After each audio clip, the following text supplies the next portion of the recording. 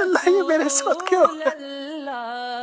اس دنیا میں سب سے بہترین شخص وہی ہے جس کو اس بات کی سمجھ آ جائے کہ میرا اللہ اس کائنات کی ہر چیز پر قادر ہے، میرا اللہ غفور الرحیم ہے۔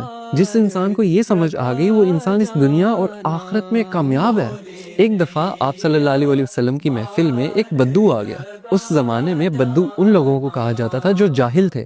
جب وہ شخص آپ صلی اللہ علیہ وسلم کی محفل میں آیا تو اس نے پوچھا کہ آپ صلی اللہ علیہ وسلم آخرت میں حساب کتاب کون کرے گا؟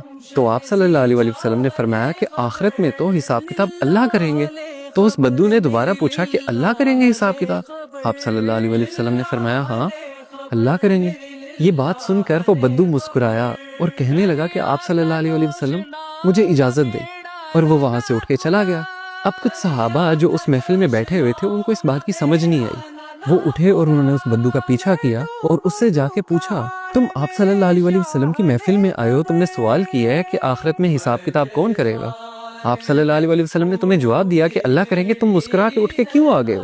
تو اس بدو نے مسکراہٹ سے کہا کہ اگر اللہ تعالیٰ نے آخرت میں حساب کتاب کرنا ہے تو اللہ تعالیٰ تو بڑا غفور الرحیم ہے، وہ تو مجھ سے میری ماں سے زیادہ پیار کرتا ہے۔ کیا اب میری ماں مجھے جہنم کی آگ میں جلا سکتی ہے؟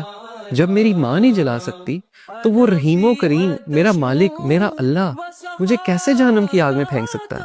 تو وہ صحابہ آئے آپ صلی اللہ علیہ وسلم کے پاس اور بولا کہ آپ صلی اللہ علیہ وسلم اس طرح ہم اس بدو کے پیچھے گئے تھے، اس نے یہ بات کی ہے کہ اللہ تو بڑا رحیم ہے۔